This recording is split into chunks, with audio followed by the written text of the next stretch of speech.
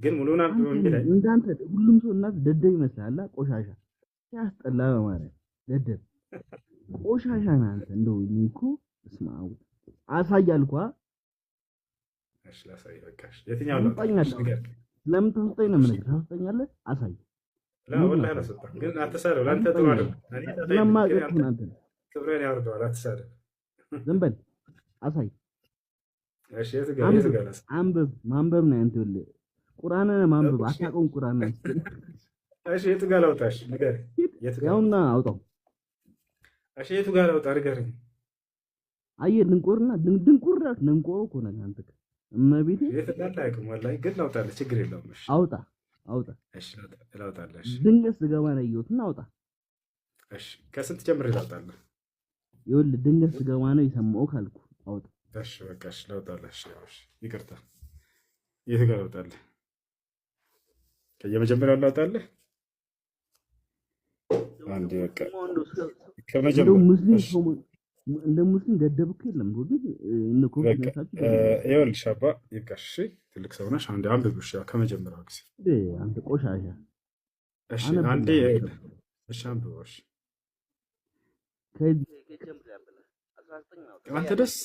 አንተ ደስ ካለህ ከተመቸህ ከአንድ ጀምሮ አንብቢው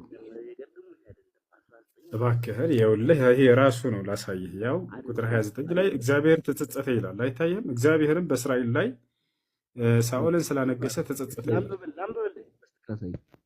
እሺ በቃ ይኸው ከአንድ ጀምረሽ በቃ ቢሆንና አብራሩ። ግን ረጋ በል እሺ። ወይኔ በፈጣሪ ከአንድ ጀምረህ አንብበውና አስረዳ። ለምን አባት ነው ከአንድ ጀምሮ ማለት አንተ ደደብ። አባቴን አትስደብረው አይደለም አንተ ልጅ ተው። አባትም ደደብ አንተም ደደብ ነው። እንደው ወላሂ የምትሉትም ይሄ አላህም ደደብ ነው። እስጀምር ምን አባት ኮሜንት ላይ ማንም ሰው እንዳይሰድበው። እሺ አትስደቡት፣ ተውት። እሺ ቆም ብላችሁ አስቡ ክርስቲያኖች። እኛ የራሳቸውን መጽሐፍ ነው ልክ እንዲህ ቃል በቃል ነው እኔ የማወጣው። የራሴን ግምት ብሰጥ ኖሮ ተናገሩን፣ ችግር የለው። እኛ እንደናንተ አናደርግም።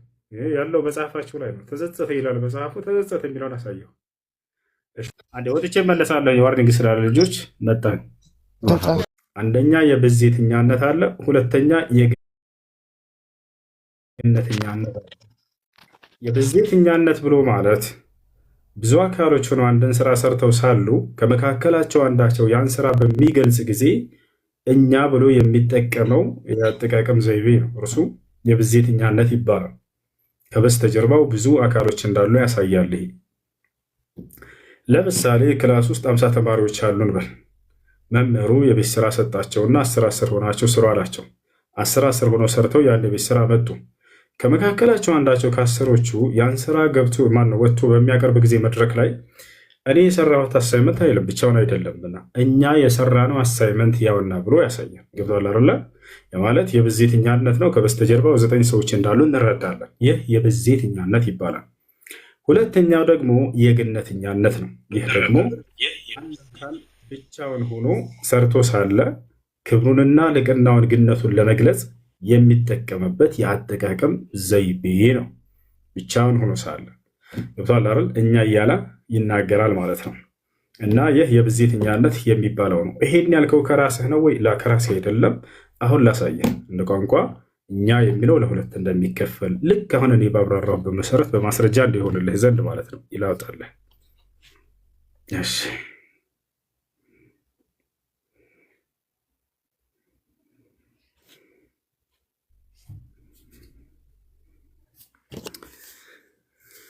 ያው እነዚህ ጋር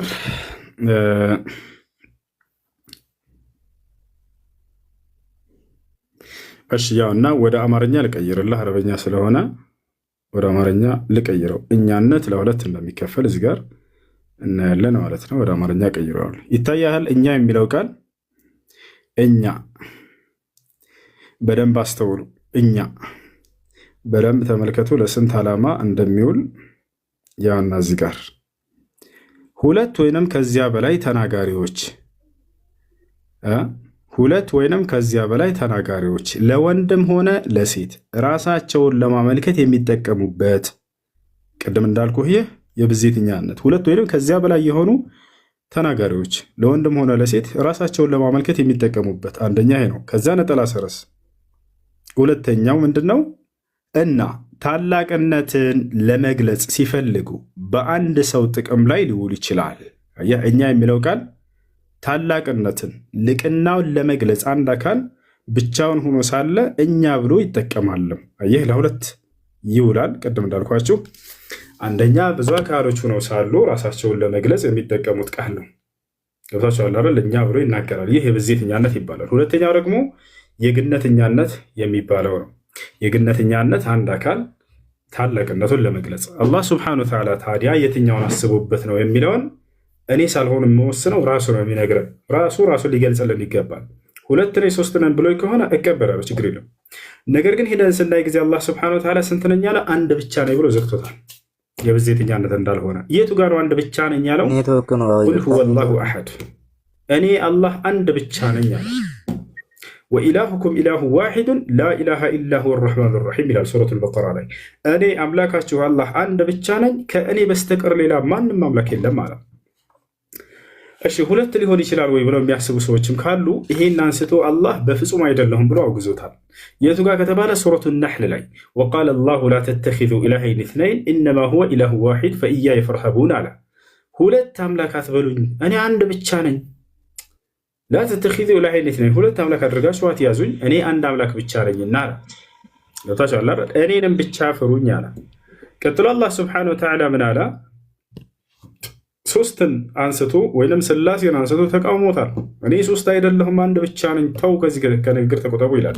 የቱ ጋር ከተባለ ሱረቱ ኒሳ ላይ አምላክ አላህ ስብሐነሁ ወተዓላ በሱረቱ ኒሳ ላይ ሲናገር አላ ወላ ተቁሉ ሰላሳ ኢንተሁ ኸይረን ለኩም ኢነማ አላሁ ኢላሁ ዋሒድ አለ።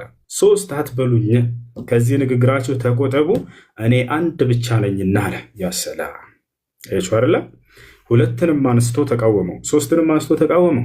እኔ በፍጹም ሁለት አይደለሁም ሶስትም አይደለሁም። ታዲያ ስንት ነህ? አንድ ብቻ ነኝ። ከአንተ ጋር ሌላ አለ? ኧረ ከኔ ጋር በፍጹም ማንም የለም አለ።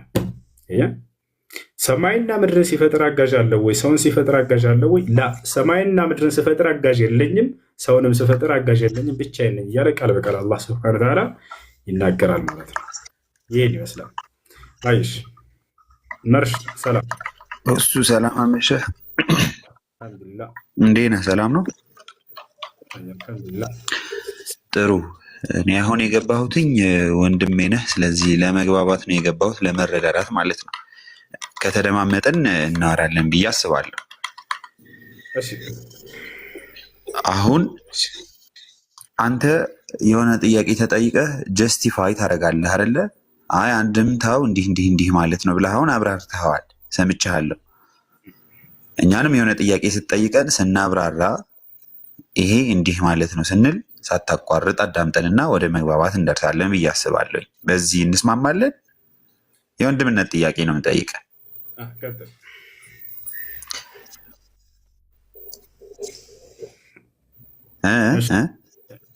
ይቻላል። ቀጥል እያልኩኝ። እሺ አሁን ጥያቄ ስላሴ የለም ነው መሰለኝ አይደለ? ስኖ ጥያቄ አንድ እግዚአብሔር ብቻ ነው ያለው ነው። ጥያቄ መቼ አዳመጥከኝ? እንድጠይቅህ ከፈቀድክልኝ ልጠይቅህና ከዚያ መልሱን ትመልስልናለህ። እሺ ጠይቀኝ። መጽሐፍ ቅዱስ ላይ አንድ አምላክ ተብሎ የተገለጸው ማን ነው? ለመሆኑ ክርስቲያኖች እንደሚያምኑት አንድ አምላክ ተብሎ የተገለጸው አብ ወልድ መንፈስ ቅዱስ ነው ወይንስ አብ ወይንስ ወልድ ወይንስ መንፈስ ቅዱስ ወይንስ ሶስቱም በአንድ? የትኛው ነው? የክርስቲያኖች እምነት አብ ወልድ መንፈስ ቅዱስ አንድ አምላክ። እሺ ይቅርታ፣ አንድ ጥያቄ ልጠይቅህ። አንዴ ቆይ፣ የራስን ብቻ ሳይሆን አዳምጠና መልሳችን መጀመሪያ እኛ ጥያቄን አሁን ምሳሌ አለው ቆይ አሁን አንተ ምሳሌ አንተ አሁን እኛ አብ ወልድ መንፈስ ቅዱስ የምንለው ቆይ አዳምጠኛ ቃል ስጋ አንዴ ተረጋጋ። እሱ ጀምሯል አይደለ? እሱ ይጨርስና ከዛ አንተ ትቀጥላለህ። እሺ ተረጋጋ። ቀጥል ማርሽ። ሃይ መልሱን መልስ። እሺ አብ ወልድ መንፈስ ቅዱስ የምንለው አብም ወልድም መንፈስ ቅዱስም ነው። ሶስቱም ስለማይለያዩ ማለት ነው። አንድ አካል አንድ አምሳል ስለሆኑ በአካል ሶስት ናቸው፣ በመለኮት በአገዛዝ አንድ ናቸው። ጥያቄውን ሰምተሃል? ማንን ነው እናንተ አንድ እግዚአብሔር የምትሉት አይደል ያልከኝ? እናንተ የምትሉትን ሳይሆን መጽሐፉ የሚለውን ነው። ከዛ የእናንተና የመጽሐፉ ይመሳሰላል ወይስ ይጋጫል የሚለውን የዛኔ ልናይ ነው። መጽሐፍ ቅዱስ ላይ አንድ አምላክ ተብሎ የተገለጸው የእናንተ እምነት መሰረት የሆነው አብ ወልድ መንፈስ ቅዱስ አንድ አምላክ ተብሎ ነው የተገለጸው ወይንስ አብ ነው አንድ አምላክ የሚል ነው የተገለጸው? አይ አብ ወልድ መንፈስ ቅዱስ ነው የተገለጸው።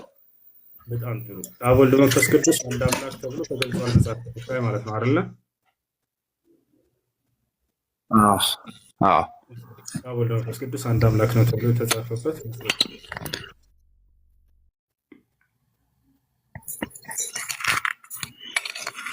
ዘፍጥረት ምዕራፍ 3 ቁጥር 1 ላይ በቦታ ላይ አብ ወልድ መንፈስ ቅዱስ አንድ አምላክ ነው የሚል ጥቅስ አለ። ሰውን በአምሳላችንና ባሪያችን እንፍጠር ይላል። አብ ወልድ መንፈስ ምን አልከኝ? እሱ እዚያ ቦታ ላይ አብ ወልድ መንፈስ ቅዱስ አንድ አምላክ ነው የሚል ጥቅስ አለ።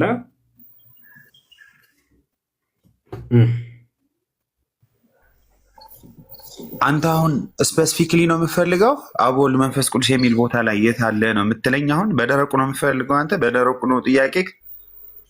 ደረቁ እርጥቡ የሚለውን ቃላት ተወውና የተጠየቀውን ማስረጃ ማቅረብ ትችላለህ።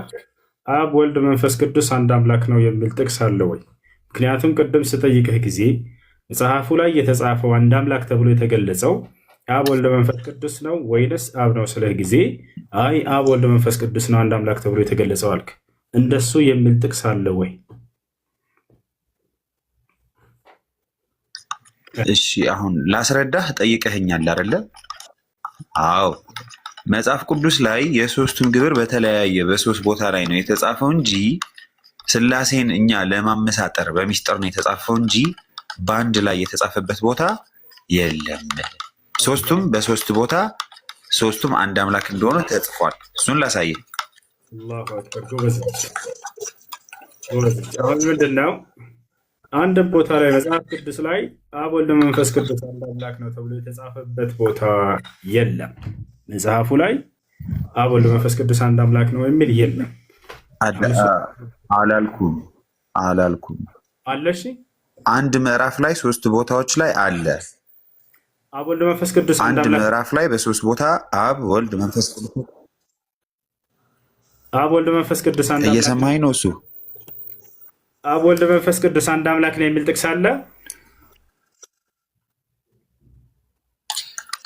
በሮሜ ወይም ወደ ፊልጵስዩስ መልእክት ምዕራፍ 8 ላይ ስታይ እግዚአብሔር አብ ይልና ወይም ደግሞ የዮሐንስ ወንጌል ምዕራፍ 3 ቁጥር 1 ላይ ስታይ የሶስቱም ግብር አንድ እንደሆነ ይዘረዝርልሃል። which means ሶስቱም አንድ አካል እንደሆኑ ይገልጻል ማለት ነው። እንዴት እንደሆነ ላስረዳ። አብ ወልድ መንፈስ ቅዱስ አንድ አምላክ ነው የሚል ጥቅስ አለ ወይ ነው ጥያቄው። አንድ አምላክ ብሎ የሚገልጸው መጽሐፍ ቅዱስ ማንን ነው?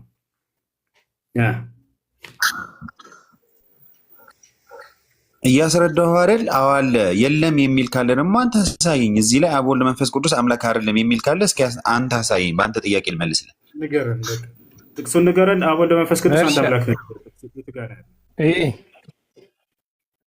እሺ ሰዎችን በአብ በወልድ በመንፈስ ቅዱስም አጥምቁ የሚል አለ። አብ ወልድ መንፈስ ቅዱስ አንድ አምላክ ነው የሚል ጥቅስ አለ ወይ ነው? መርሻ ተው መርሻ። ኧረ በኢየሱስ አቤት። እሺ መልስለት። እኔ ዝም ልበል? እሺ ቀጥል። እሺ ቀጥል። ሰላም ነው? ሰላም ነው። እንዴት ነህ? ሰላም ነው። አልሐምዱሊላህ አለን። እግዚአብሔር ይመስገን። እሺ ስላሴ ይመስገን። ስላሴ ይመስገን። አዎ ለጥያቄው መጀመሪያ ስለ ስላሴ ለማወቅ መጀመሪያ እናንተ እንደ እምነታችሁ ገሃነምና ገነትን እንዴት ብለህ ነው የምታስበው አንተ? ወደሱ እንቀጥላለን። አብ ወልድ መንፈስ ቅዱስ አንድ አምላክ ነው አይደለም? መልሱን ከማግኘቴ በፊት አንዴ ተረጋጋ። ትጠይቀኛለህ ስለ እስልምና። አብሽር፣ እሱን አቋረጥከው አንተ። አይደለም አንድ ሙስሊም ከሞተ በኋላ ገሃነምና ገነቱ እንዴት ብለህ ነው የምታስበው? አስረዳኝ እስኪ። አሜን እናስረዳሃለን። ይኸውልህ እሱን አቋረጥኩ። እሱ ራሱ ስታቋርጠው ልትመልስ አታስወጣኝ። ስለ ስላሴ ለመረዳት እሱም ፖይንት ርዕስ አታስቀይረኝም፣ አታስቀይርም። አትጠይቅ አላልኩህም፣ ነገር ግን ትጠይቃለህ። እኔ በጣም ደስ ነው የሚለኝ ጥያቄ ስጠይቀው ጊዜ ግን አንተ አቋረጥከው ልመልስ ብለህ ማለት ነው። ገብቶሃል አይደል? የምትመልስ መስሎት እርሱ ራሱ ምን አለ? በቃ መልስለት አንተ አለ።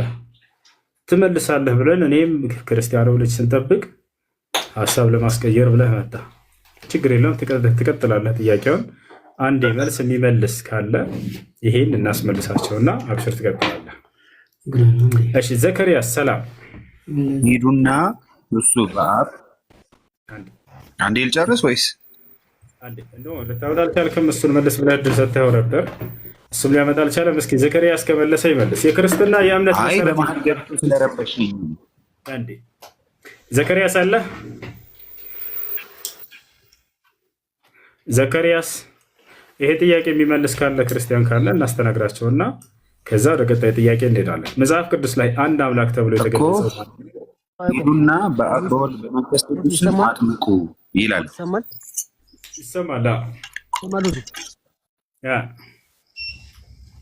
ይሰማል?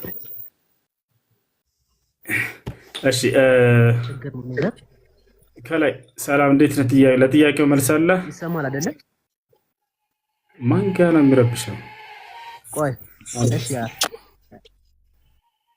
አንዴ ከላይ ያለው ኔትወርክ ያስቸግራልና ካስቸገረ በቃ ታችሁንና አስተካክለው። ለዛ ነው ከላይ ያለው ሰው ሄሎ ገብተህ ሚውት አደረክ። አሎ አቤት። እሺ አንድ አምላክ ተብሎ የተገለጸው መጽሐፍ ቅዱስ ላይ ማን ነው? በመጀመሪያ እንዴት አመሻችሁ? ደህና አልሐምዱሊላህ አለን። ጥያቄ ምን ነበር? አንድ አምላክ ተብሎ የተገለጸው መጽሐፍ ቅዱስ ላይ ክርስቲያኖች አንድ አምላክ ብለው የሚያምኑት አብ ወልድ መንፈስ ቅዱስ ነው ወይንስ አንድ አምላክ ተብሎ የተገለጸው ሌላ ነው? በመጀመሪያ እኛ የምናመልከው አንተ የምታመልከው ጥያቄ ሄሎ አንተ የምታመልካለህ መጽሐፍ ቅዱስ ላይ አንድ አምላክ ተብሎ የተገለጸው ማን ነው? አብ ወልድ መንፈስ ቅዱስ። ኦኬ አብ ወልድ መንፈስ ቅዱስ አንድ አምላክ ነው የሚል ጥቅስ አለ? አለው። የቱ ጋር ማስረጃ? ጠብቀኝ። አይ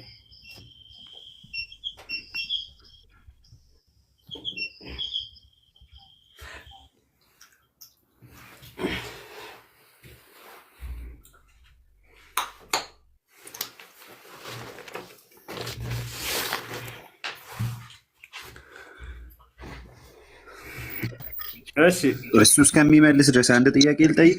እሱ ጠይቅ። እሺ ጠይቅ። ሳሂ አልቡካሪ 344 ቡክ 23 ላይ እስኪ አንዴ አንብብልኝ። ጠይቀኝ። በሱ ላይ ጥያቄ ምንድን ነው?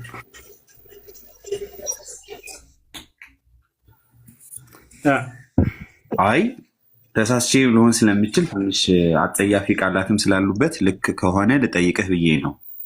እሱን እንዴት ነው የተረዳኸው? አንተ አስረዳኝ።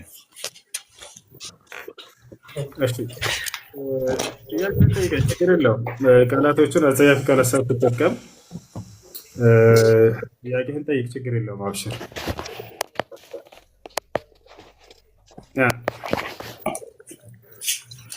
እኮ እኔ የምልህ የተጻፈውን ያነበብኩትኝ ትንሽ መጥፎ እንትኖች ስላሉት አንተ እንዴት ነው አንደርስታንድ የምታደርገው ነው ጥያቄ።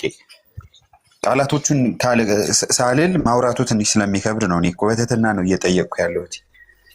ትህትና የለህም ምናምን አላልኩም። አብሽር እረዳሃለሁኝ። ክፉ ነገር አስበህ እንትን የምትል አይደለህም።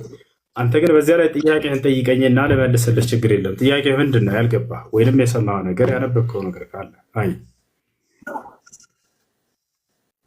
እሺ፣ ነቢዩ ከሬሳ ጋር ሴክስ ያደርጉ ነበር ይላል ሳሂ አልቡካሪ 374 23 ላይ።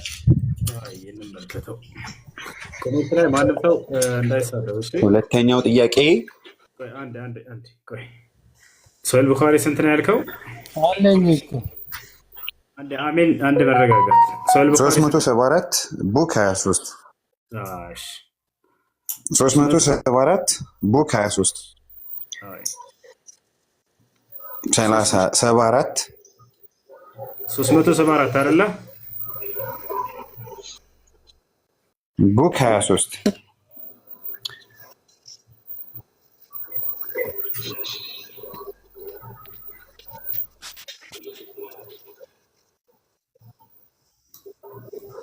አይ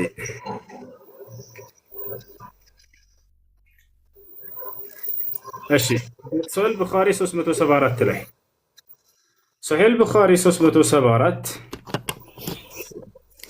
ይታያል።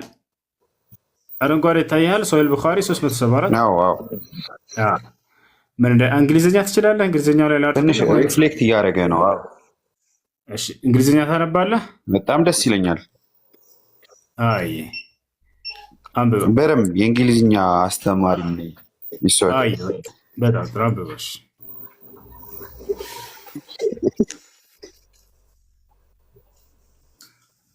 አላህ መርሽ እስኪ ሳሂል አልቡካሪ 374 ይልና አዎ the prophet said take away this crime of yours as it pictures are still disabled in front of me during my prayer.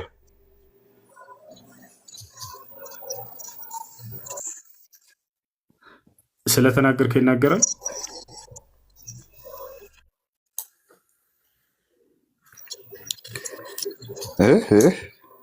ይናገራል ስለተናገርከው ሐሳብ መርሻ ቆይ አቤት ቀይሩ ሌላ ኢዲቲ አላቸው። ሌላ መጽሐፍ ኢዲቲ አላቸው። ኦኬ ነው። በዛ ከሆነ አላውቅም። ቆይ እኔ ደግሞ እዚህ ጋር የተጻፈውን ደግሞ ላንብብልህ። ሳሂ አልቡከሪ 230 ላይ I asked Aisha about the clothes solid with semen. She replied, I used to wash it off the clothes of Allah's messenger. And he would go for the prayers while water spots were still visible. እሺ ጽፈህ አገኘኸው? እየሰማኝ ነው። እሱ ላይ ምንድን ነው የሚለው? አሁን ይሄኛው ሳሂህ አል ቡካሪ 230 ናሬትድ ሱሌማን ባይ ቢን ያሳር ይላል። ከፍታ አሳየን። ሳሂህ አል ቡካሪ 230 ከፍታ አሳየን። ምን እንደሚል እሱ ላይ እንዴት ሼር ላልግ? ቆይ እንዴት ሼር እንደማደርግ እንዴት ነው ሼር ማድረግ? ኖርማሊ በአንድ ስልክ እየተጠቀምኩኝ ስለሆነ አንተ ከያዝከው አንተ መመለሱ እንችላለን ብዬ ነው። ሳሂህ አልቡካሪ 230 ላይ አይ አስክድ አይሻ አባብ ዘ ክለሱ ሰልዊት ዊዝ ሲመን ይላል። ስንት ላይ ሶሂህ ቡኻሪ ስንት ነው ያልከው? ነብዩ መሐመድ እንትን ይሄ አልቡካሪ ሳሂህ አልቡካሪ 230 እሺ እሱ ላይ ምን ይላል? አይ አስክድ አይሻ አባብ ዘ ክሎዝ ሶሊድ ዊዝ ሲመን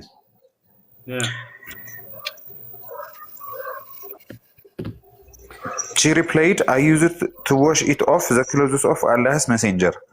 And he would go for the prayers while water spots were still visible. Sunan ላይብህ ማጃህ 537 ነቢይ ስፐርሙን ያንጠባጥባል፣ እንደ ነቢይ ልብሱ ላይ አዝረክርኮ ለሚስቱ ያስፈትጋት። ማንም ሰው እንዳይሰድበው ወረታው አድርገሽ ጥያቄ ያለ ይቀጥል።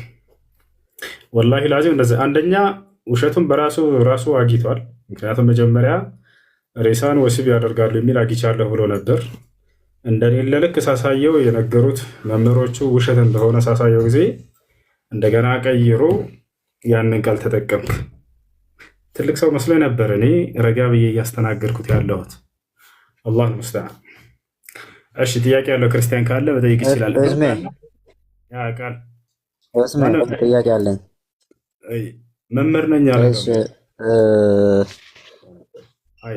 ቀጥል። እሺ አላህ እግር አለው እጅ አለው?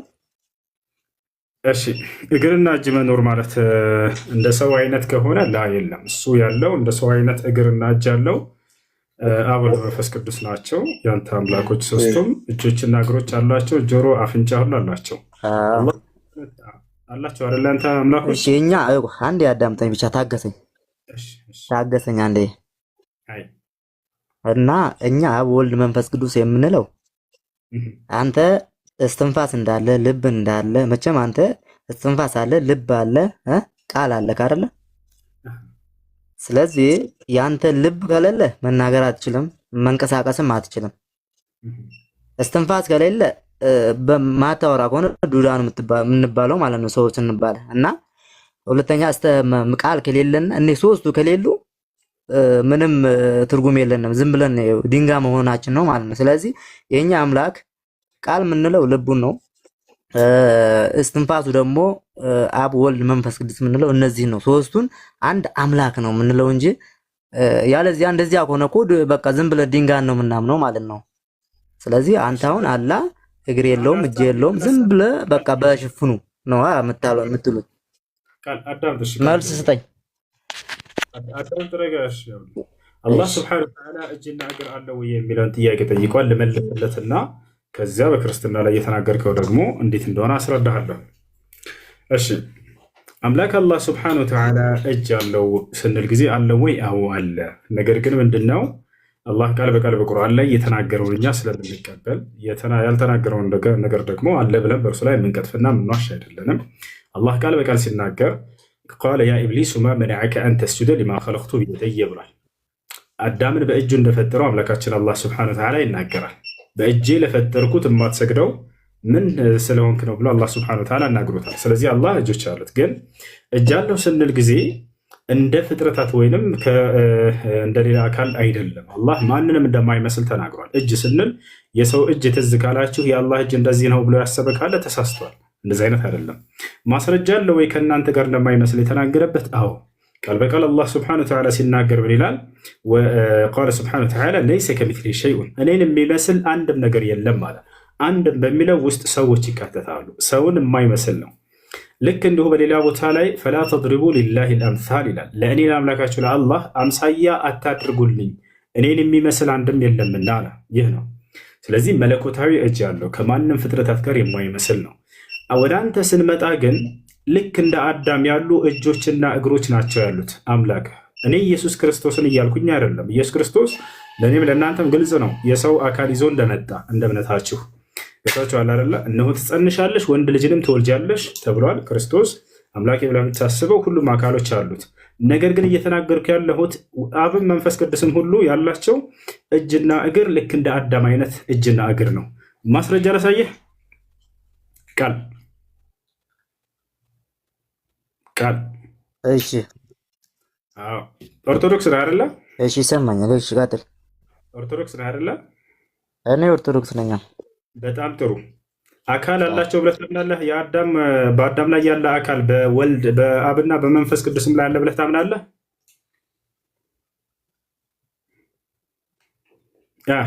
እኔ አምናለሁ። አብ ወልድ መንፈስ ቅዱስ አንድ አምላክ ነው የምንለው፣ ምክንያቱም የተገለጸ አምላክ ስለሆነ ማለት ነው። ገብቶሃል አይደለ? እኛ የተገለጸ አምላክ ግልጽ መንገድ ያሳየን አምላክ ስለሆነ ማለት ነው። ግን አዳም ጠይቃል። አብና መንፈስ ቅዱስ ነው ያልኩት። በደንብ ልብ በል። ያዳመጥኩሽ ነው። እሺ ወልድን ሳይሆን ወልድ በአካል ተገልጧል፣ በስጋ ተገልጧል ብለህ ታምናለህ። እሱ ላይ አይደለም ጥያቄ። አብ ግን እና መንፈስ ቅዱስ በአዳም ላይ ያለው አካል አላቸው ወይ? አብ እጆችና እግሮች፣ አፍንጫ ምናምን አሉት?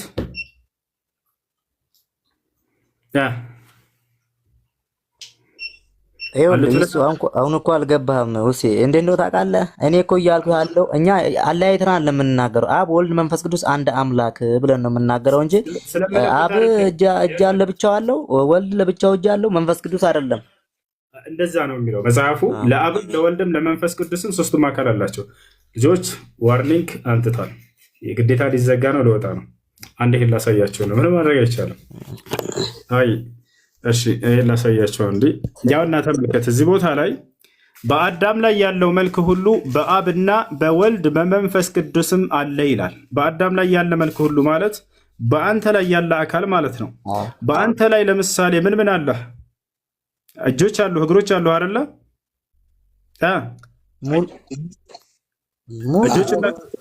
መረጃ ከመጽሐፍ ቅዱስ አሳየና። ይሄ ከምን ላይ ነው ያመጣው? አንዴና አንተ ኦርቶዶክስ ናቸው አይደለ? መጽሐፈ ሜላድ ነው ኦርቶዶክስ። መጽሐፈ ሜላድ አንድ ቤት አድርግ።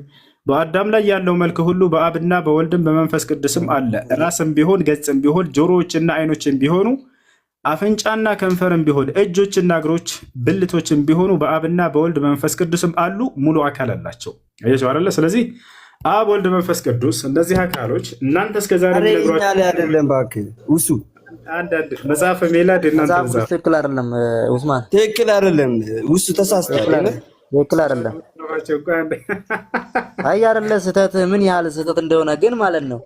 በጣም ችግር ለመሰ መጽሐፈ ሜላድ ነው የራሳቸው መጽሐፍ እየካዱ ነው። አንድ ጊዜ ዛሬ ጽፈህ ያሳደርከው መጽሐፍ ነው እንዴ? እኔ መጽሐፍ አልጻፍኩም። እኔ ከራሴ አንዳች አልናገርም፣ እንዳነበብኩት እናገራለሁ። ሜላድ የሚባል ኬታ መጣ እና ያውና የገዛ መጽሐፍህ ነው። ቤተክርስቲያን የጻፈችልህ መጽሐፍ ነው። መጽሐፍ ቅዱስ ላይ ነው። አንተ መጽሐፍ ቅዱስን ብቻ ነው የምትቀበለው ወይንስ የቤተክርስቲያን? በቃ ታዲያ ከመጽሐፍ ቅዱስ ውጪ ነው በላ። ታዲያ እንዴ በፈጣሪ ስም ቀስ በል። ከመጽሐፍ ይኸውልህ፣ ስማኛ ውሱ ተረጋጋ። መጀመሪያ ስማኝ እኮ መጀመሪያ እኔ ዝም ብዬ እየሰማሁ ነው።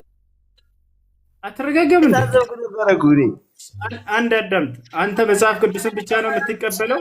ለፕሮቴስታንቶች ኖ አላልኩም። ይሄኛ አይደለማ። ምን ናቸው? ይኸውልህ ከመጽሐፍ ቅዱስ አንድ ሰው ያውራ።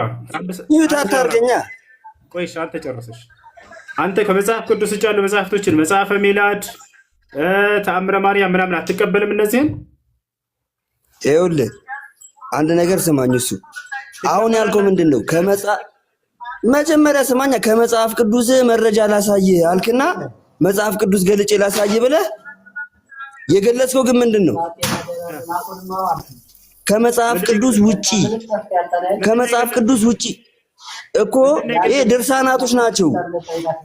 ድርሳናት ናቸው እኮ። እቀበላለሁ፣ ግጥም አድርጌ እቀበላለሁ። አንተ እኮ ይኸውልህ ሁለት አንደበት ስለሆንክ ነው። ውሱ አንዴ ረጋ በል፣ አዳምጥ። መጀመሪያ እሺ፣ ቀስ በል። ወይ ብሩክ ሚዩት አታርገኛ። ውሱ አትረጋጋም? አንዴ ረጋ በል። ይኸውልህ ይሄ መጽሐፍ ትቀበለዋለህ ያልኩት ትቀበለዋለሁኝ አለ። ከምትቀበለው መጽሐፍ ከራስህ መጽሐፍ ላይ ያመጣሁልህ። ገብቶሃል አይደለ? አይ አልቀበለውም ካልክ ችግር የለብኝም። ነገር ግን ኦርቶዶክስ ስለሆንክ አንተ ትቀበለዋለህ። ይሄ መጽሐፍ በምትቀበለው መጽሐፍ ላይ አብም ወልድም መንፈስ ቅዱስም አካል አላቸው። በአዳም ላይ ያለው አካል ሁሉ ማለት ነው። ይህን ይመስላል። አይ ኡስማ እዚህ ላይ ማለት ነው ቅድም መጀመሪያ የጠየቁት ጥያቄ አዳምጠኝ። እዚህ ላይ ቆይ ብሩክ ጠብቀኝ። ቆይ አንዴ ተረጋጋ። ቆይ ተመልሼ ይገባል። ኡስማን አንተ ቅድም የጠየቁ ነገር መጀመሪያ አለ እግር አለው እጅ አለው ብዬ ስጠይቅ የለውም አልክ። ከዚያም በኋላ ምን አለው? አላልኩም። ረበ ፈጣሪ እሱ እንዳይዘጋ ውጣና ተመለስ።